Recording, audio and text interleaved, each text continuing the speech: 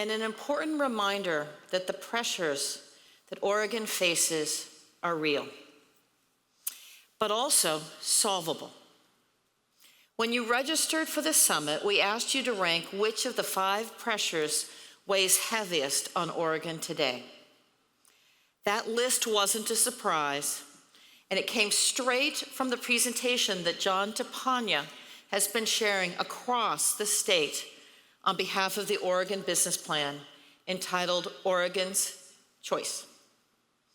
By a wide margin, you put growth ambivalence and a weak business and climate at the very top, followed by housing and homelessness. Third is K through 12 school performance. And fourth, our reliance on high income taxes. And finally, wildfire and smoke. Those rankings reflect what many employers and those of us in this room are struggling with right now. To dig deeper into the pressures and how these are playing out, we've invited 3 business leaders who have experienced firsthand. Please welcome Karla Chambers, Dave Drinkward, José Garcia, and our moderator, president and publisher of the Portland Business Journal, Candace Beeke.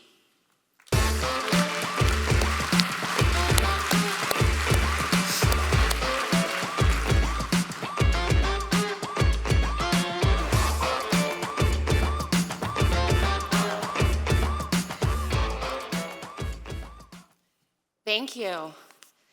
The Oregon at the Crossroads theme has been circulating the last several months. Portland Business Journal has run several pieces on it, as well as started a new Oregon competitiveness project focused on growth and economic development. To bring this to the ground level, we're joined by 3 business leaders who feel these pressures daily. Let's jump in. I'm going to ask each of you to briefly describe your business. Before we get started, we'll go right down the line and we'll start with David. Great, thanks Candace. So Hoffman Construction, we are full service builders. We build all sorts of large commercial projects, think schools, airports, hospitals, infrastructure work, and advanced manufacturing facilities, including semiconductor, EV, battery plants, and of course, like everybody, hyperscale data centers these days. We're proudly founded here in Portland in 1922 and have been here ever since. We love this city. We've been privileged to be a part of many of the most exciting projects here, including this building and many others, and we're 100% active employee owned. Thank you. Karla. My husband and I founded Stahlbush Island Farms 40 years ago. We're in farming and food processing in the Willamette Valley, a spectacular valley that grows over 140 agricultural crops. We were the first farm in the U.S. to be certified sustainable by the Food Alliance. We have an on-farm biogas plant where we produce our own electricity, steam, hot air, organic fertilizer. Bill and I are both 4th generation Oregonians. My family's been farming in Oregon 140 years, and I want to thank my colleagues and my family. And so many of you that are customers. We really value Oregon and we want to raise our grandchildren here. Thank you. And Jose. Hi, Candace. So Analog Devices, Inc. Was founded 60 years ago, so 60-year-old company. We happen to have a flagship factory in Beaverton, Oregon. We picked that up from Tektronix in 1994. And we do over 75,000 products for over 110,000 customers worldwide to really power all the technology that surrounds us and in our pockets. Thank you. Thank you. Karla, we're going to start with you.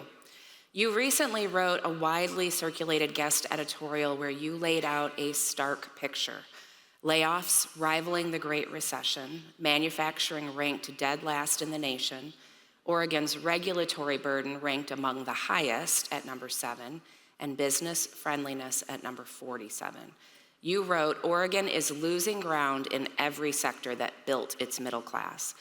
Is Oregon a welcoming place for employers, and do we realize and accept where we now stand in terms of our business climate? Thank you, Candace. Yes, in this article, I talked about the mass layoffs now exceed the 08-09 housing recession. I was on the San Francisco Federal Reserve Board at that time. Oregon has lost over 25,000 jobs this past year. We're watching major employers like Intel, Nike, ESS Tech, Fred Meyer, Roseburg Forest Products, Geldwin, Wells Fargo, et cetera, move their operations or expand their operations or their headquarters, moving that out of state. Manufacturing and tech has been hit especially hard. So in this article, I looked at how do we compare. The Tax Foundation said we're 35th in the nation for tax competitiveness. I believe that has slipped recently. Bureau of Labor and Statistics put us dead last in manufacturing job growth. George Mason University put us 7th highest in regulatory burden. And CNBC put us 47th worse in business friendliness and 43rd in terms of the cost of doing business. We are one of the least competitive states in Oregon, and as we look ahead in businesses like ours, we see substantial tax burden and regulatory burden coming our direction. I think we all know the transportation fuel tax, the CAT tax is taxing businesses that are not profitable. The death tax is not all states have this, most of them do not, is 16.9%. Our advisors say you cannot die in Oregon. The labor taxes coming our direction are crushing. We will land with the highest minimum wage and overtime rules in the nation. Paid leave, between paid leave and overtime, that will wipe out any profits. Our HR manager showed me a complete page of new regulatory requirements and reporting requirements from the state. I just opened up my energy tax bill from Northwest Natural, a 6.5 cent per therm, or a 37% increase. And keep in mind that Oregon is among the very lowest in terms of states with admissions, running the most expensive program, in addition to new building and audit requirements coming our direction. So the answer to your question is no, we are not a business-friendly state, and we really do need to hit the reset button if we're going to keep business here. Thank you.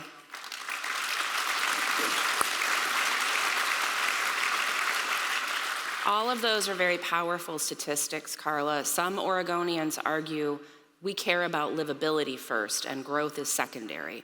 Can we have economic vitality if that is a defining mindset in our state? Well, I really appreciate the livability question, but I think we're asking the wrong question. When I look at Dutch Brothers and Routeware moving their headquarters to Arizona and Texas, Oregon Forest Products Industries, all their expansion is going on in North Carolina, South Carolina, and the South. I serve on 7 corporate boards. I see where these companies have got to move out of this state to expand or to survive. Oregon agricultural companies are now aggressively expanding into Idaho. Pacific Foods left the Tualatin area, and that production went out of state. High-tech and manufacturing layoffs are at record levels. NVIDIA, a wonderful graduate of Oregon State University, is not expanding in Oregon, likely because of our business climate. I think the right question is, where do we want to visit our children and grandchildren? I have some wonderful friends here today. They visit and they came because of HP and high tech. And today they visit their children in Arizona and Texas. They also are in Michigan. I just visited 2 of my grandchildren in Idaho. Our current path will decrease livability and decrease public dollars available for public investment, and it will separate us from our families. So I think this can be fixed, but it's a question of where will our children and grandchildren find their futures. Okay, last question for Karla. The third pressure in Oregon's choice is fire and smoke. I should note very few attendees here listed fire and smoke as a top economic concern. You've called it an existential threat to Oregon's economy, agriculture, recreation, tourism, outdoor workforce, and more. educate us. Are the rest of us underestimating this? What's the potential impact to our economy if this remains unchecked? Yep. So the last 15 years in Oregon, we have burned 10.1 million acres. We only have 62 million acres in the state of Oregon, so that's 1 in 6 acres, and some of those acres we have burned twice. I think we've got to look at the communities that have burned or have seen serious damage, like Glide and Phoenix and Talent and Detroit and Gates, Mill City, Lyons, Blue River, Vida, Nimrod, Sisters, Rowena. I heard earlier that hundreds and hundreds of houses have burned in these fires. I heard earlier this year, well, we had a successful fire season, Sisters didn't burn. Well, that shouldn't be our definition of a successful fire season. We have had fires right up on the edge of Portland, Malala, and Salem. If you visit with the firefighters, they will tell you we did not put those fires out. That was a wind change. I think so often we look at the cost of firefighting by just what it costs to put the fire out. But homes burned, damage to human health and drinking water. I had a girlfriend lose 500 head of cattle in the telephone fire in Burns, Oregon that burned. Business losses, loss of trees and structures, insurance costs going up. In Central Oregon, there's areas you can't get insurance. Electricity lawsuits, food crops damaged, wine grape lawsuits, pollution, air quality, tourism damage to the Shakespearean Festival and many other tourist activities, and of course, firefighting costs. When you look at the true cost of wildfire, it is much bigger than just the cost of putting the fire out. But I want each one of you to understand your risk. Go home and put your home address into Zillow. It'll likely tell you what the % chance your home will burn and in what time period. And then go on to the U.S. Forest Service and look at the 50 most at-risk cities and towns in the state of Oregon. Yes, it is a substantial threat to Oregonians. Thank you. And we do have a fix, and Oregon Business Council's leadership is essential in this burnable fuel load and reducing it. Thank you, Karla. David, let's bring you in. You work across the U.S. and abroad. How does Oregon stack up against places you would say actively court investment and prioritize growth? Do you sense the same eagerness? No, I don't. But let me preface this by saying, first of all, I am a very proud Oregonian. I was born up the street at Emmanuel Hospital. I have lived here all my life, except when I was in school. My wife and I choose to raise our kids here. We obviously base our business here, so there's no bigger fan of Oregon, but we do not rank well when it comes to economic competitiveness, economic development. And what we see across the country is much more eagerness. I think historically we've done ourselves a disservice, and I'm as guilty as anyone of being sort of anti-growth. I used to joke that we could keep the Californians out by making all the freeways southbound only, right?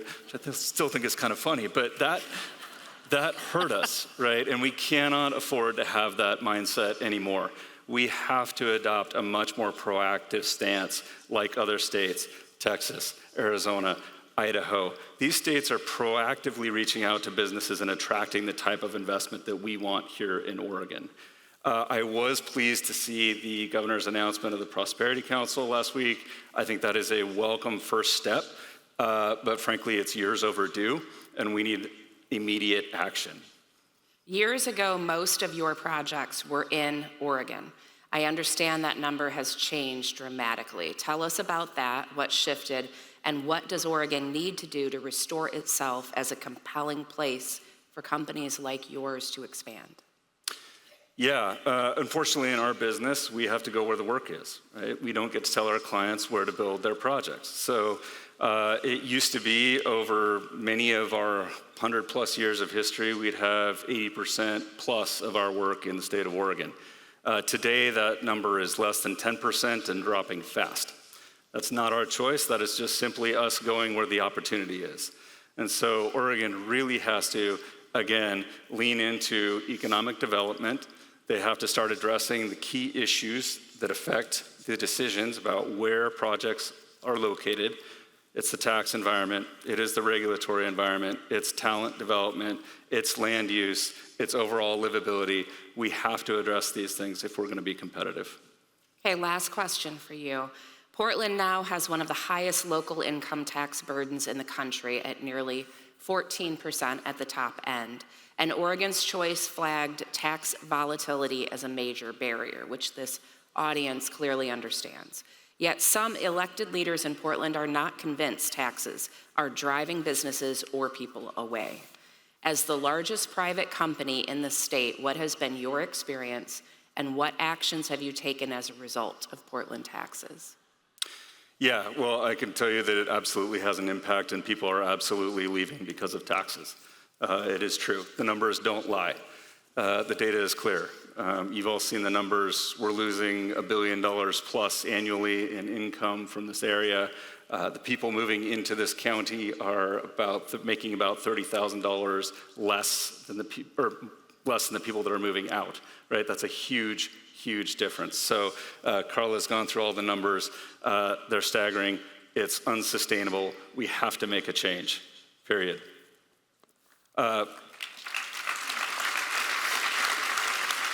The other point I would make on this is a lot is made of the fact that we're the second highest tax rate on high earners in the country, but I think that's actually misleading because if you look at New York, which is number one, their highest tax rate kicks in at over $24 million a year in annual income. I don't think those are the people that most of us in this room are worried about. Oregon kicks in at $125,000, right? It is hitting working professionals. It is hitting the people that we depend on to build our middle class. So when I look at our superintendents, our project managers, our project engineers, they don't want to work in Portland anymore because of the tax burden. And it's not just them. We have tradespeople who are earning well above the minimum to pay these taxes. I don't think that's what we intended when we passed these taxes, but that's where it's hitting and that's where it's hurting us most. So we need to reform them. Thank you, David. Jose, let's shift into some positives. Oregon has invested heavily in the semiconductor industry. CHIPS Act wins, new partnerships, and the work of the Oregon Semiconductor Talent Consortium. From your vantage point inside a global firm, where is Oregon gaining traction? What's working? Oh, thanks, Candace. So we believe that Oregon is getting traction via strategic investments and partnerships. We at ADI actually are very proud to be part of this momentum. We announced a couple of years ago our investment of over $1 billion to expand the capability of our Beeke campus. Along with that actually came with expanded campus. We tripled our footprint by getting more square footage from Tektronix. And part of that is really we have enabled a center for innovation, specifically for improving productivity tools like robotics to not only transform ourselves to be more productive, more competitive worldwide, but also enable technologies to actually create new employment opportunities for Oregonians. So I think a combination of strategic investments, different models of collaborating workforce development is key to actually maintaining the momentum. Thank you. The Oregon's Choice report shows our fourth grade math scores are among the lowest in the country, even after adjusting for demographics and despite increased investment. Jose, that's your workforce 10 years from now. In an effort to make Oregon's population tech savvy, what is ADI doing for the next generation of talent to stay competitive? Yes, Candace, so I'll give you two comments. One, as Board of Directors for Beaverton Education Foundation, I can tell you some of the activities that we're doing in there. We recently hosted a documentary called Count It Out. It's really about the opportunity and requirement to actually create math as a foundational skill that everybody in the community needs to have, not just for STEM disciplines. But anyways, that was part of the conversation with the Secretary of State, Pacific University, and also Center for Black Excellence participated in the panel that I was blessed to host. But effectively, we dwell into the requirement that actually, if you don't improve math skills, then there are social, economic, and political repercussions for folks that don't understand basic math skills. So now I'll segue into the ADI specific point of view. So we believe 100% in investing in developing our existing employees and the employees of the future.